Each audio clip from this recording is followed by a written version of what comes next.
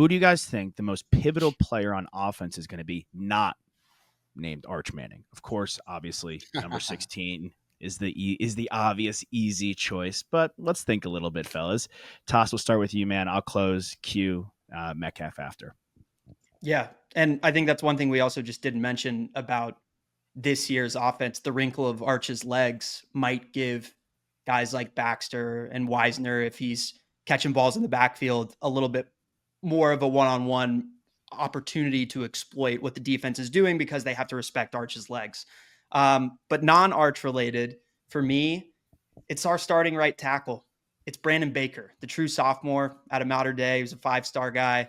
He had no starts last year. We had 123 starts on the offensive line last year, 45 starts out of the current offensive line.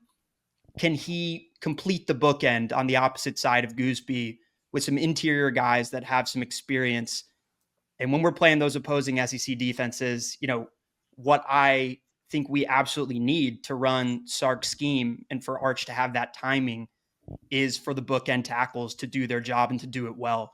And we're hearing great things that, he's a technical guru. He's given Ethan Burke hell, but it's a different story when it's, live bullets and he's facing Tyreek Sapp from Florida and Cameron Ball from Arkansas, Kenyatta Jackson out of Ohio State, Cassius Howell out of Texas A&M. Like, there's some real guys that he's going to face and they're going to go after him. So to me, it's Brandon Baker, and it's how well he can hold up and shore up our offensive line. I mean, the offensive line as a whole, but if I had to pinpoint one guy, like, we've seen enough from Gooseby, in my opinion, that, like, I trust him. I know what he's given us out of the left tackle position. But it's really like our tempo for Arch is going to be huge. And so much of that has to do with our offensive line and protecting him. I don't want him running for his life every single play. I don't want him speeding his own internal clock up because he's under pressure constantly. So that's why I picked Brandon Baker. Nice. Man, mine's actually going to be a little different. I wanted to go with my unit, and they're going to be big. For me, with a young Arch, and we can't pick Arch, it's who, and I can't say a specific name because there's a little bit of a competition going on. It's going to be our field goal kicker. That's an offensive position. We missed a lot of freaking field goals that would have won us a SEC championship. You know what I'm saying? Awesome. That would have gotten us out of the freaking Peach Bowl without a damn heart attack. We make a 35-yard field goal. We get out of there. And again, these are the little things about football people don't realize. Those two extra, the double overtime situations, and then you got to go play Ohio State a week later. That does matter. Your defense is out there more. Anthony Hill, for the first time, came out of the game in that Arizona State game. He never comes out of the game. He ended up coming out because they were so dang worn out that they end up doing a little bit of a rotation in the next game. And those are little things I pay attention to. The dude was gassed. It was the first time they played, 15 games in a season. So when you make those field goals, you get ahead of the chain, you get points. What that does for your defense, what that does for your offensive unit, get freaking points. So whoever wins that kicking job, Bert Auburn's gone. Respect, Bert. You had some good years, but it was rough last year. Whoever wins that, they make those field goals. That's going to be massive for what I feel like our offense can do, especially with as great as we all hope Manning can be. He'll be better if he gets you in the red zone and you make those field goals. Yeah, Absolutely. Absolutely. Yeah. No more special teams kicking heart attacks. I'm begging for it this year. We can't do it. Hey, how you think coaches felt?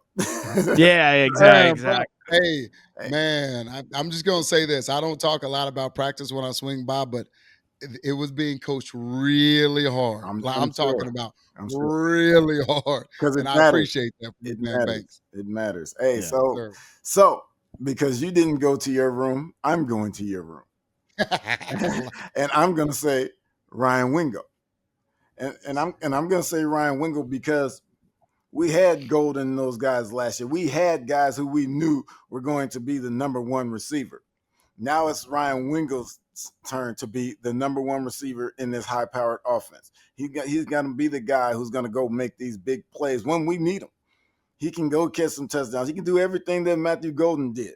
And so that's why I want him to be the breakout offensive player. And that's why I think he will be the breakout offensive player, because not named Arch Manning, because he is the guy who's going to be there for Arch and save him and make him look good.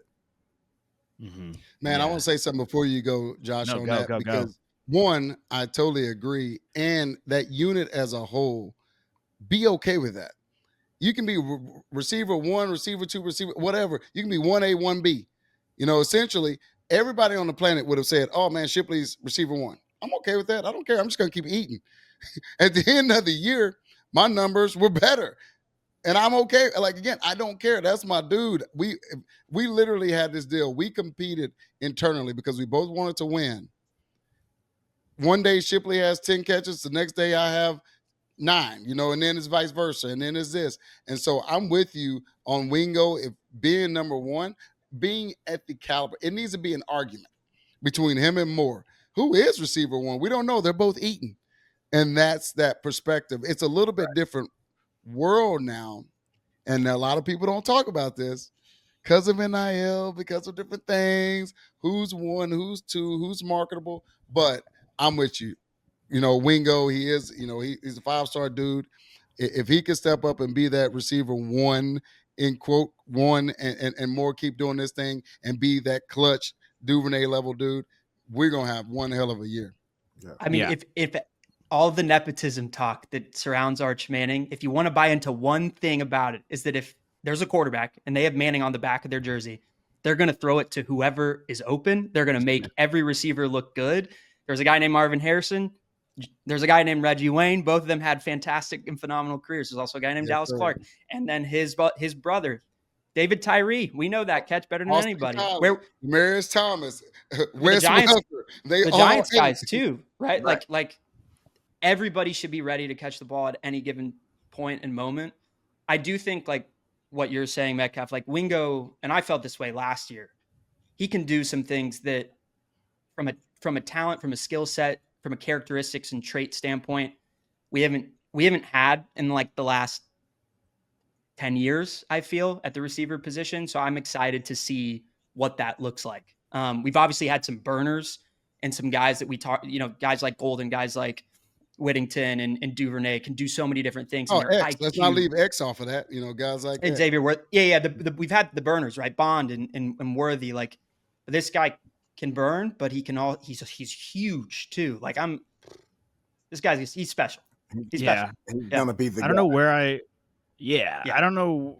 Maybe you said it on the couch yesterday, Toss. I don't know where someone said this to me yesterday or sometime where I heard it, where Sark in an interview said, if it wasn't for Matthew Golden or Isaiah Bond, we'd be talking about Ryan Wingo the way that everyone else is talking about Jeremiah Smith and Ryan Williams. Right. Yeah. So it was on podcast with Coach Brown. Yeah, that's where it was. And with VY, the Stampede. So, and our other buddy Nick Kreider works on that one. So it's a friendly podcast, and obviously they cover the Burn Orange. So we love that. And that's that. But they interviewed Coach Sark, and that's where he said that. And I think we've all felt that way since we saw Ryan step on the football field last year as a true freshman for the Horns. Yeah, and to the point of, and I'm not saying Arch Manning is Joe Burrow. Coach O this week also said that he's the best quarterback since Joe Burrow, so I'm going to let Coach O have that claim. But I don't think Justin Jefferson was that upset playing across from Jamar Chase. Going to your guys' point, great example. Yeah, I think he was okay with it. I think so. I think he was cool. Yeah, I think he's doing all right. I think he did all right. Now I love all your guys' picks. I'm really happy. Metcalf, you'll come to know this because I go last, right? Someone always takes what I'm gonna say, and this time that's okay. This time no one did. No one picked my guy. So I was like, I'm gonna go to a totally different room than no one's gone to. I'm gonna go to the tight end room. Yeah. Transfer. Cal. Jack Endress. Okay. Gunnar Helm was so understated last year, and his importance was understated, and maybe in some respects, with our red zone woes, kind of underutilized. Red zone has been the biggest thing we want to clean up. Sark said that. And Jack Endress, while he only had 2 touchdowns at Cal, it's a completely different offense. He showed with 650-plus receiving yards, he can catch the damn football. And we've seen tight ends eat in Sark's offense. So stepping up into Gunnar Helm's shoes, which are big shoes to fill. We already saw him in Titans camp have an insane catch over some guy. Moss, the dude, like he is a pro. I'm really excited to see what this kid can do. and really excited to see what this entire room can do. But mainly him with Arch Manning. Again, young quarterback. I don't think it did, and Metcalf and Quan, you guys would know better than us, but so the saying goes, at the NFL level at least, young quarterback loves their tight end, right? Loves him as a safety blanket type thing. My Arch is a young quarterback, even at the college level. He's a young quarterback. His first year as a starter. So I'm really excited about this guy coming in. I think he's going to be an understated hero. And he's my pivotal piece in the offense this year.